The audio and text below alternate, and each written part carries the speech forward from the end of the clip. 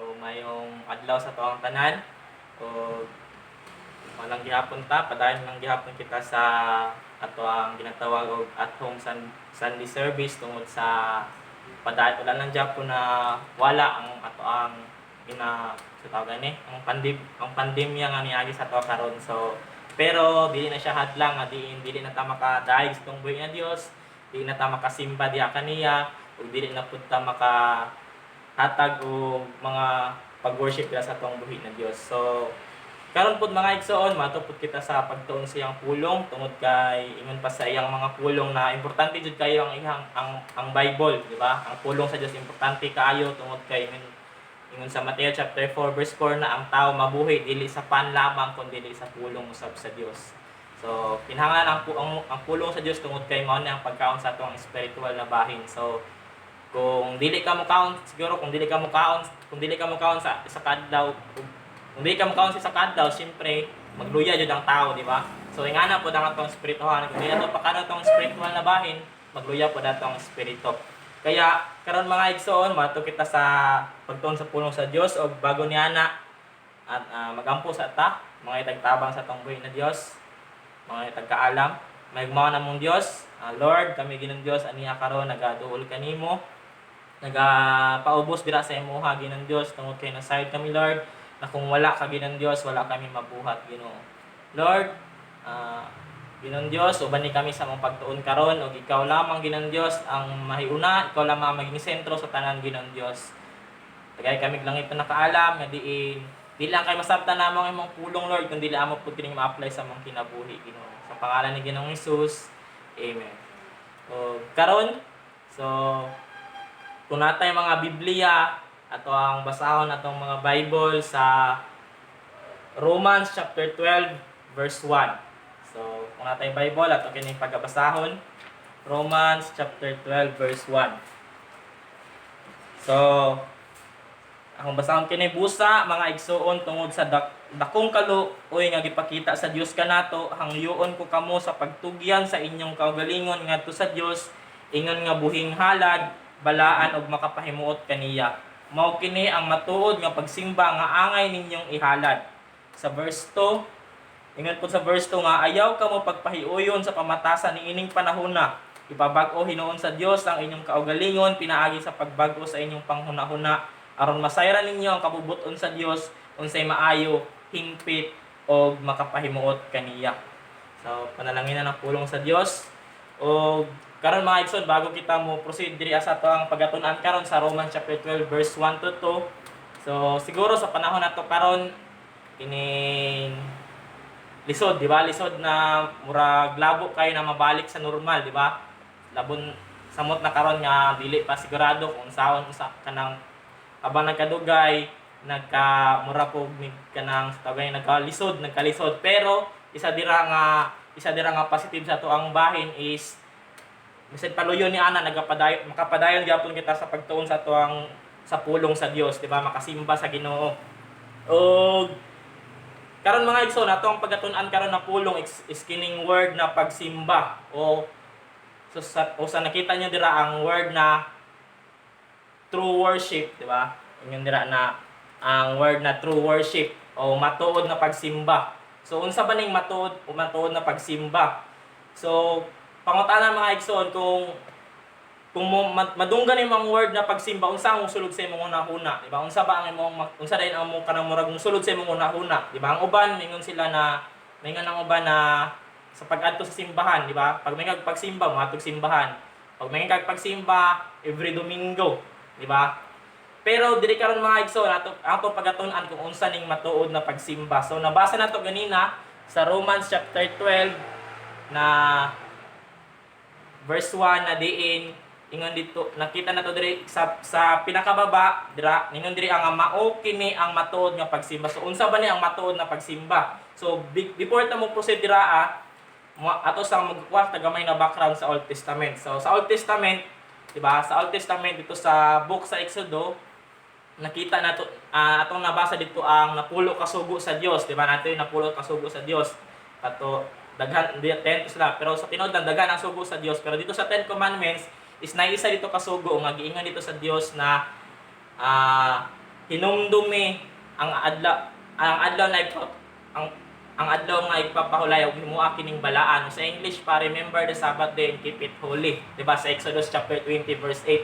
So ngano man gihatag to nga sugo sa Ginoo sa atoa. Diba ngano ay sa tao, nganong gihatag sa Ginoo to nga sugo nga to sa tao nga diin hinumduman to nga adlaw nga diin himuong balaan, di ba? Igahin to nga adlaw. Sa imong pito ka adlaw nga naa sa kalibutan, nakay pito ka adlaw, di ba, sa isa ka semana. So kinahanglan ang isa ka adlaw na naigahin nimo sa Dios, di ba? Nganong gihatag to niya nga sugo?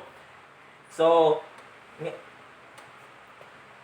gihatag to nga sugo sa Dios is tungod lang kay gusto sa Dios na ipakita sa tao, gusto niya nga ipakita sa tao nga diin importante kayo nga ang tao moduol nga to sa Dios, di ba?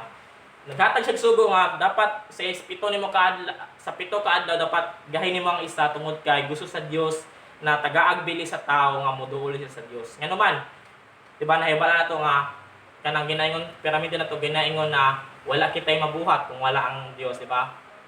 Di ba, wala, I am nothing without God, di ba? May nga ng uban. So bantog gatin niya sa Dios nga sugo tungod kay kinahanglan nato ang Dios, di ba? Gusto na ipakita sa Dios nga gibutang nako ni nga sugo dili para tagaan mo problema, di ba?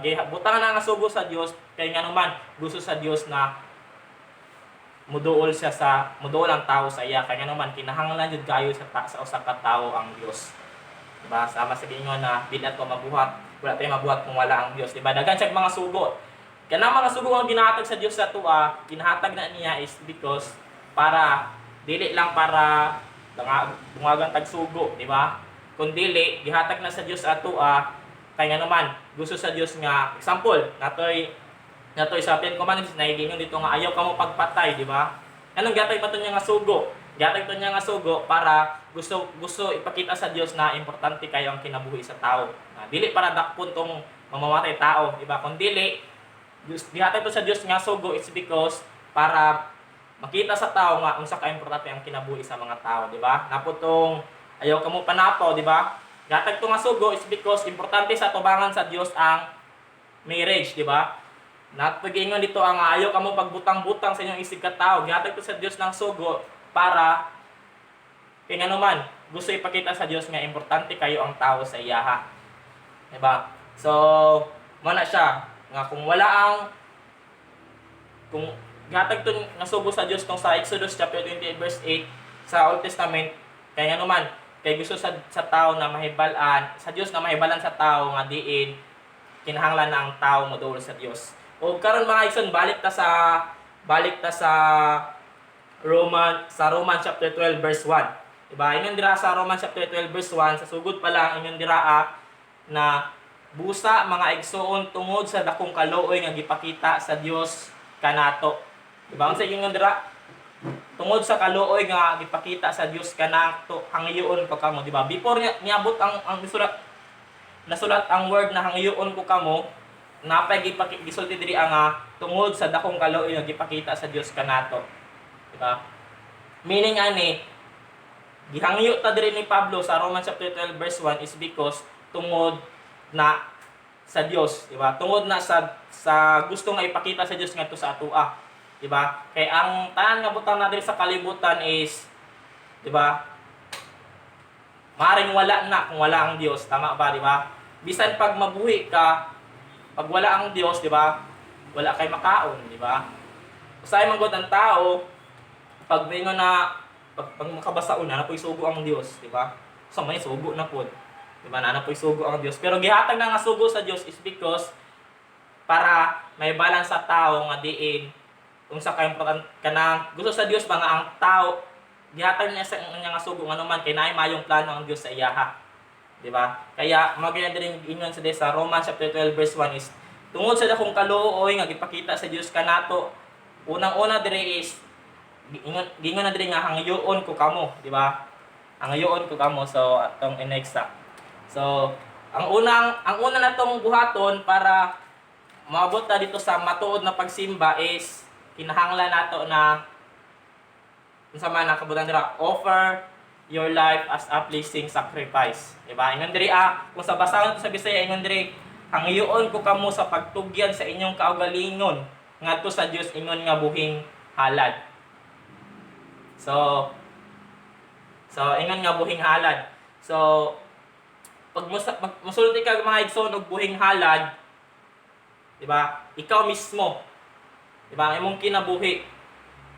Di ka para sa una, di ba? Sa una muhalad ang mga tao sa una, ang mga Israelita sa una kay patyon sa, di ba? Before ihalad sa Dios. Pero karon, ikaw ang imong kinabuhi mismo ang imong ihalad sa Dios, di ba? Sa dihang si Christ nadto siya sa kalibutan, gihalad niya iyang kinabuhi para sa atong mga sala. Karon na pod mga igsoon, kita na pod ang dapat na mo halad sa ato ang buhi na Dios. Di ba? Ang ato na pong kinabuhi atong ihalad. So, basahon na to ang Romans chapter 6 verse 13. Ingon sa Romans chapter 6 verse 13 na ayaw usab ninyo itugyan ang bisan unsang bahin sa inyong lawas aron gamiton sa dawatang katuyuan. Hinuon itugyan sa Dios ang inyong kaugalingon ingon nga mga gibanhaw gikan sa kamatayon ug itugyan ang inyong kaugalingon ngadto sa Dios aron gamiton alang sa matarong nga katuyuan. Diba? Sige ingon diri itugyan sa Dios ang inyong kaugalingon ingon nga gibanhaw sa pababa na pod gikan sa kamatayon ug itugyan ang inyong kaugalingon ngadto sa Dios aron gamiton alang sa matarong nga katuyuan. Meaning ani mga igsoon ihalad imong kinabuhi para sa katuyuan sa Dios. Di ba? Una siya ang unang-una nga buhaton para makita nato ang mahalad nato ang matuod na pagsimba dira sa Dios. Di ba? Usahay mingon ta na ang uban mingon na kano sa man ang pag mingog simba unsa man atong makuan mingon na uban na kinahanglan magsimba ta every kuan na jud every Saturday, di ba? Mingon ang uban. Kinahanglan mingon pa ang uban every Sunday na jud ang musimba, di ba? Pero ingon diri mga igsoon kanus ba jud ang pagsimba. Ingon diri na kung musimba ka kinahanglan na offer your life as a living sacrifice, di ba? Ingon dira imo mismong kinabuhi. Mo nang matuod na pagsimba. Pwede na muadto kag simbahan pero wala ka nagasimba. Ano man? Example, matog simbahan tapos lahi ang imong tuyo. Kana, wala nimo gi-offer imong kinabuhi, dili na siya matuod na pagsimba, di ba? Pwede pod nga masinaka sa gawas imong gina-offer imong kinabuhi sa Dios, di ba? Ginagamit imong kinabuhi para sa kahimayaan sa Dios kana nagasimba ka niana.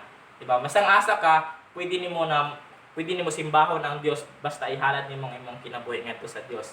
Basahon pa nato ang unang Korinto chapter 6 verse 19 to 20.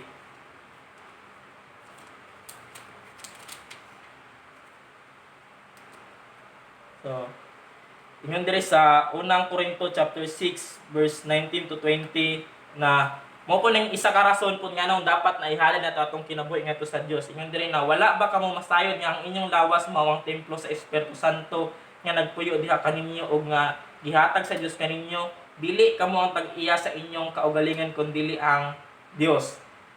Gipalit na kamo niya busa gamitang inyong lawas alang sa himaya sa Dios. Diba? Ingon diri kinahanglan dili na kita ang tag-iya sa atong kinabuhi, di ba? Kung dili ang Dios na, di ba? Gipalit na kamo niya ingon sa verse 20. Gipalit na kamo niya busa gamitang inyong lawas alang sa himaya sa Dios. Di ba? Gina-open ni may mong kinabuhi ingon nga buhing halad tungod kay unang-una is dili na ikaw ang tag-iya sa imong kinabuhi kundi ang Dios na. Sa dihang gidawat nimo si Christ, gitagaan kanyang bagong kinabuhi. Di ba?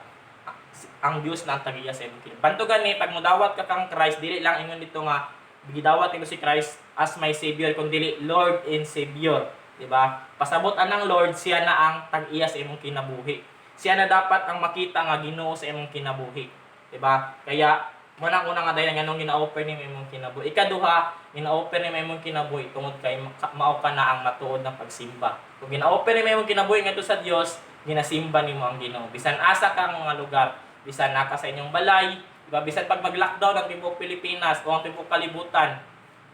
Once padayon nimo og offer imong kinabuhi ngadto sa Dios, ginapagamit nimo imong kinabuhi para sa kahimayaan sa Dios, kana ginasimba nimo ang Dios.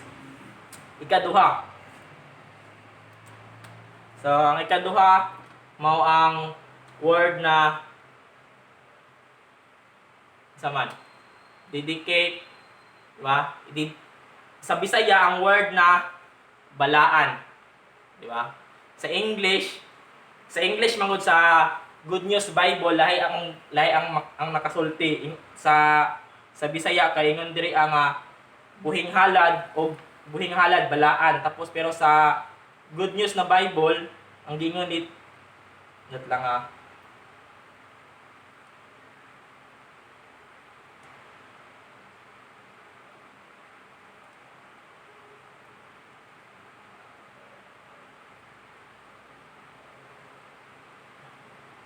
di ba? Ingon dito na dedicate to his service. Di ba?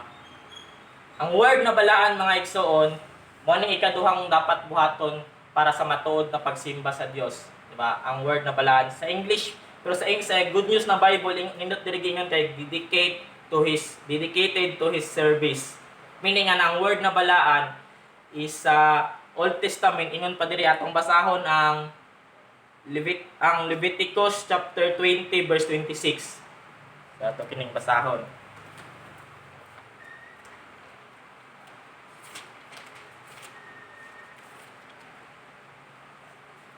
Ingon diri, pagbalaan kamo alang kanako kay ako ang Ginoo balaan man ug gipili ko kamo ug gilain gikan sa ubang katawhan aron kamo maako. Unsa mag-ingon diri sa dihang gibalaan sa Dios ang mga Israelita, di ba? Ang word na pagkabalaan is gilain, di ba? Gilain, ingon diri gilain o gipili. Di ba? Gipili ka o gilain sa Dios. Di ba? Kaya meaning na gihimo kang balaan tungod kay para i-dedicate nimo imong kinabuhi ngadto sa Dios, di ba? Ang mo nang purpose sa pagkabalaan, di ba? Imong i-dedicate imong kinabuhi ngadto sa Dios. So manang gilain ta sa Dios para sayaha lang. Ang katuyuan lang is musimba, di ba? Pag may agbalaan, dili na ingon na humana ang tanan. Agibalaan na bitaw ko sa Dios. Humana wala na ko lain buhaton. Meaning gimo kang balaan na purpose ang Dios sa imo para lang sa iyang kahimayaan. Di ba? I-dedicate nimo ang imong kinabuhi. Kaya samtang buhi pang tao, kinahanglan nadya po'y purpose ang Diyos nadya po'y samtang buhay pagyapon ng tao, nadya po'y purpose ang Diyos sa iyaha. Diba? Ang purpose sa Diyos sa mga gibalaan is para i-dedicate niyo imong kinabuhi ngadto sa Diyos. Diba? So basahon pa nato ang unang Pedro chapter 1 verse 15 to 16.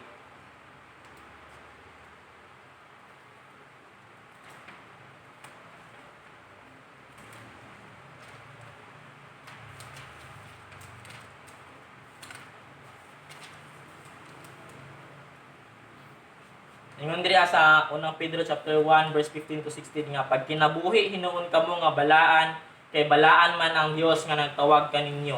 Ang kasulatan nag-ingon, pag balaan kamo kay ako balaan man. Diba? So ingon diri sa dihang gimo tagbalaan sa Dios kinahanglan pod ang ato pong rason, ang ato pong buhaton is ipakita jud nato nga gibalaan nato sa Dios, diba? Gibalaan ka sa Dios, gilain ka sa Dios nga naman makita na sa tao pinaagi sa imong lihok, di ba? Nga gibalaan na ka. Di ba? Ingon diri ang kinahanglan magpakabalaan ka. So unsa ang kinahanglan buhaton sa isa ka tawo, sa isa ka balaan na para makip niya ang iyang pagiging balaan at tubangan sa Dios, ang iyang pagiging pure at tubangan sa Dios, di ba? Kung gimo kang pure sa Ginoo, kinahanglan na ipadayon nimo, i-keep nimo ang imong pagiging pure at tubangan sa Dios. So para makip na nato na mo yung dapat buhaton sa isa ka balaan. Basahon na to ang Salmo chapter 119 verse 9.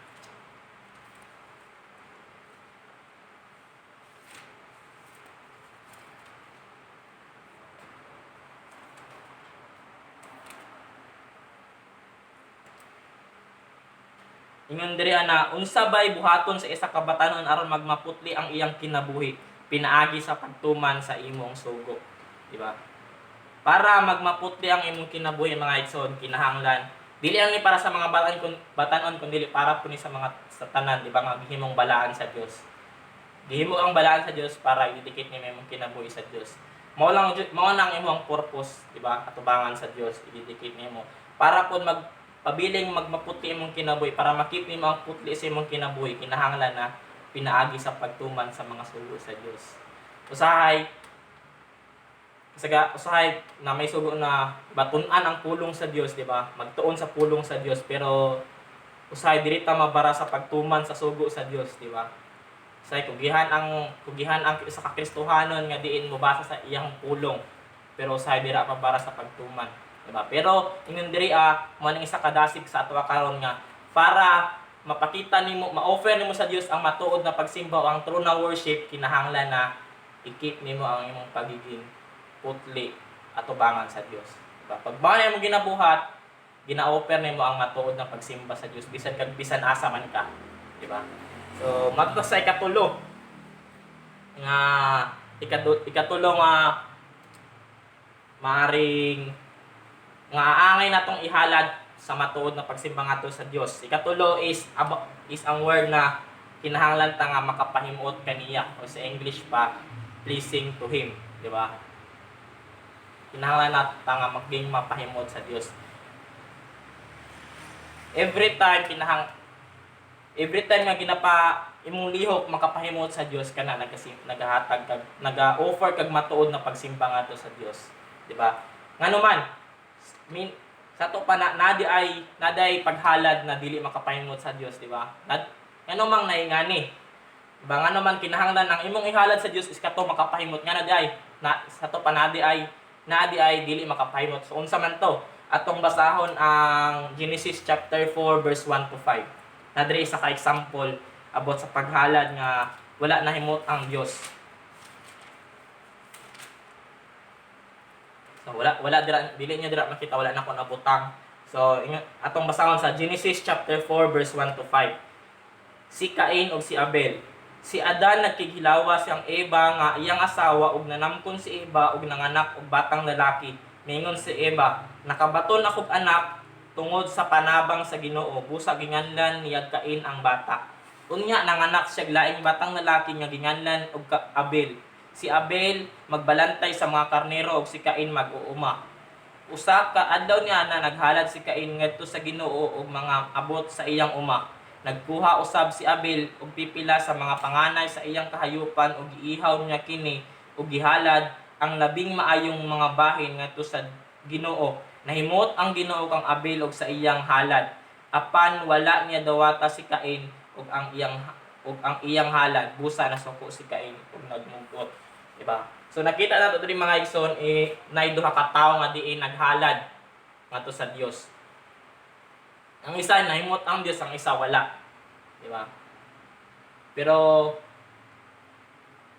wala ni nagapasabot nga diin tungod kay, di ba?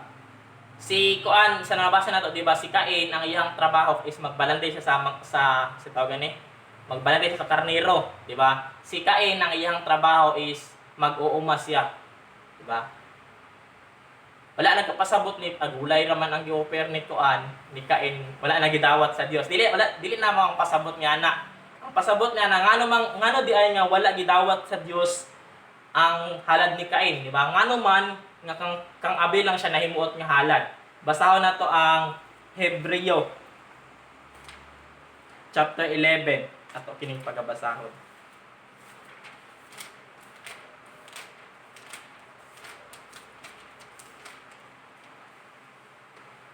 Hebreo chapter 11 verse 4.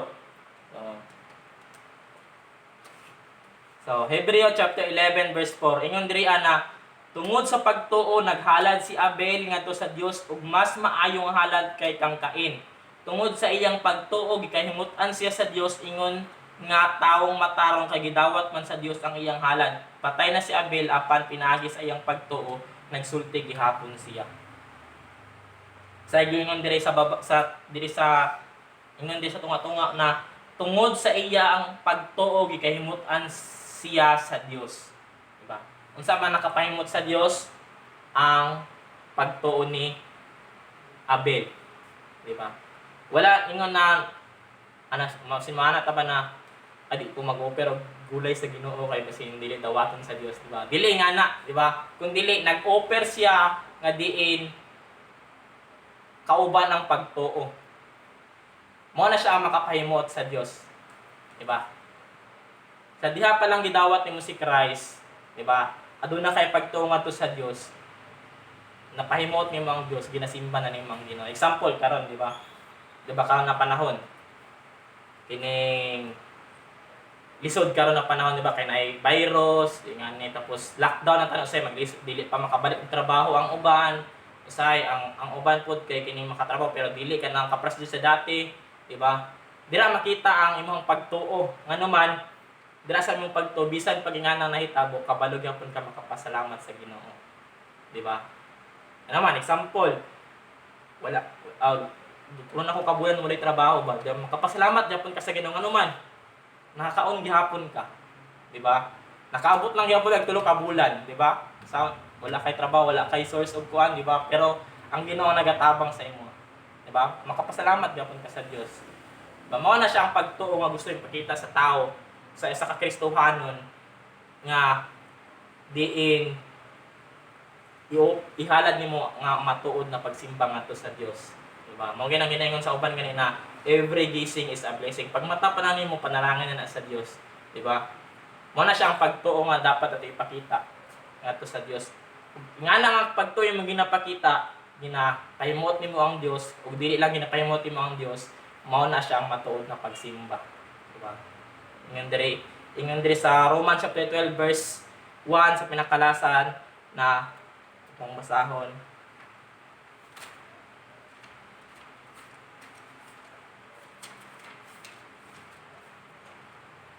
Ingon diri, mao kini ang matuod nga pagsimba nga angin ninyong ihalad, di ba? Ang sa manayang makapahimot sa Dios ang imong pagtuo, di ba? Bisan unsay mahitabo, ang pagtuo manggod makita na dili lang sa mga maayo na nga niabot sa imuha, di ba? Usay mingon ka nga, uy nalipay ko karon ba kay tungod sa pagkuan kay mas nilambo ko karon, di ba? Nga na usay pod ang pagtuo pod makita pod dira sa mga kanang usay negative na moabot sa tuwa, di ba? Usay magkalisod ta, pero makita dira imong pagtuo nganuman kabalo lang gyapon ka makapasalamat sa Dios bisan pag unsay nahitabo sa tuwa. Diba? So, mao na siya ang angay natong ihalad na makapahimot sa atong buhi na Dios. So, patula sa ikaupat ug pinakalasan. So, ingon dira sa ikaupat ug pinakalasan nga ang word na ayaw kamo pagpahiuyon sa pamatasan. So, asa man nga siya nga pamatasan? Pamatasan niining panahon na, di ba? Ining kalibutan na. So, di ba? Ang pag ingon diri na kinahanglan ang tao nga mosimba sa Dios is pag maabot sa mosimba siya sa Dios, kinahanglan na focus siya sa Dios, di ba? Dili siya na magpahiuyon sa pamatasan. Sa man magpahiuyon sa pamatasan, example. Kining gusto ka mo daig sa Dios, muawit ka tapos imo hunahuna kay kuan. Patay natanggal bat naibot pa na ko tong rice cooker ganina. Di ba nga na? Di ba mo gusto ka mo mag-focus og simba sa Ginoo, gusto na ka maminaw sa pulong sa Dios, tapos imo hunahuna na. Pag uli na kuan yung sugatan ng silingan ba, ang utang nako, di ba? Kay nga na. Di ba? So mao na pasat ingon diri nga sa ayaw pagkipayon sa pamatasan, meaning ani pag maabot ka sa matuod na napagsimba, focus na ka dira sa Ginoo, di ba? Focus ka sa pagsimba diya sa iyaha. Ayaw pag pahiuyon, di ba? Meaning ana nga imong hunahuna ba isentro nimo sa Dios, di ba?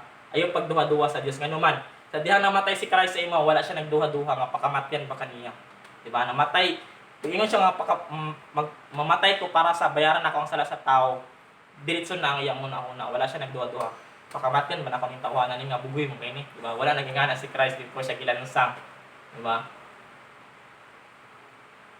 Iya jung gusto niya ipakita ang iyang gugma pinaagi nato. So ang isa po diri mga igsoon na sa tuang pagsimba dira sa Dios is kinahanglan na atong i-focus ang atong kinabuhi ngadto sa Dios, di ba?